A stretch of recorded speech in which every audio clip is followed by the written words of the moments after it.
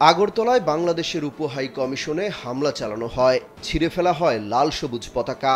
ভারতের উগ্রপন্থীদের এমন আচরণে ক্ষোভে ফুঁসে উঠছে বাংলাদেশের মানুষ।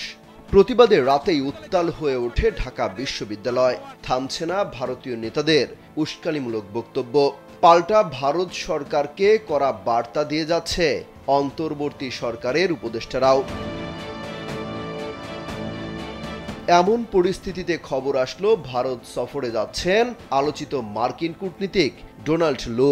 যুক্তরাষ্ট্রের দক্ষিণ ও মধ্য এশিয়া বিষয়ক সহকারী পররাষ্ট্রমন্ত্রী ডোনাল্ড লু কেন ভারত সফরে যাচ্ছেন সেই আভাসও মিলেছে। Introducing High Class by Akij Port. জানা যায় তার সফরের লক্ষ্য হচ্ছে এশিয়ায় যুক্তরাষ্ট্রের প্রধান অংশীদারদের সঙ্গে সহযোগিতার সম্পর্ক জোরদার এবং আঞ্চলিক সমৃদ্ধি ও নিরাপত্তার উন্নতি করা। মার্কিন পররাষ্ট্র দপ্তরের এক বিবৃতিতে বলা হয়, নয়াদিল্লিতে মার্কিন সহকারী পররাষ্ট্রমন্ত্রী লু মার্কিন ভারত ইন্দো প্যাসিফিক অন্তর্ভুক্তিমূলক নীতি প্রয়োগে সহযোগিতা করবেন। বলা হয় তিনি মার্কিন ভারত পূর্ব এশিয়া আলোচনা সভায় নেতৃত্বদানকারী যুক্তরাষ্ট্রের পূর্ব এশিয়া ও প্রশান্ত মহাসাগরীয় অঞ্চল বিষয়ক সহকারী পররাষ্ট্রমন্ত্রী ড্যানিয়েল ক্রিটেন ব্রিঙ্কের সঙ্গে যোগ দেবেন। এছাড়া ভারতের সিনিয়র কর্মকর্তাদের সঙ্গে পৃথক বৈঠক করবেন তিনি।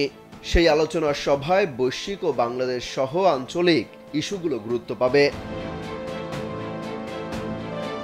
৩ ডিসেম্বর থেকে ১০ ডিসেম্বর পর্যন্ত ভারত, শ্রীলঙ্কা ও নেপাল সফর করবেন তিনি। সেই তথ্য অনুযায়ী আগামী ৫ ডিসেম্বর লু শ্রীলঙ্কার রাজধানী কলম্বো যাবেন। শ্রীলঙ্কায় তিনি টেকসই অর্থনৈতিক প্রবৃদ্ধি, দুর্নীতি দমন, দুই দেশের জনগণের মধ্যে সম্পর্ক জোরদারে যুক্তরাষ্ট্র শ্রীলঙ্কান যৌথ প্রচেষ্টাগুলোকে এগিয়ে নিতে শ্রীলঙ্কার সিনিয়র নেতাদের সঙ্গে বৈঠক করবেন। এরপর লু কাঠমান্ডুতে নেপালের সিনিয়র নেতাদের সঙ্গে পরিবেশ রক্ষায় অগ্রগতি, নারীর ক্ষমতায়ন এবং টেকসই উন্নয়ন ও অগ্রগতি নিয়ে আলোচনা করবেন। নেপাল সফর শেষে ডোনাল্ড লু নিজ দেশে ফিরে যাবেন। সবশেষ দক্ষিণ এশিয়া সফরে ঢাকায় এসেছিলেন ডোনাল্ড লু। এবছর দুবার বাংলাদেশ সফর করেছেন তিনি। অমিত হাসান রবিন, কালবেলা।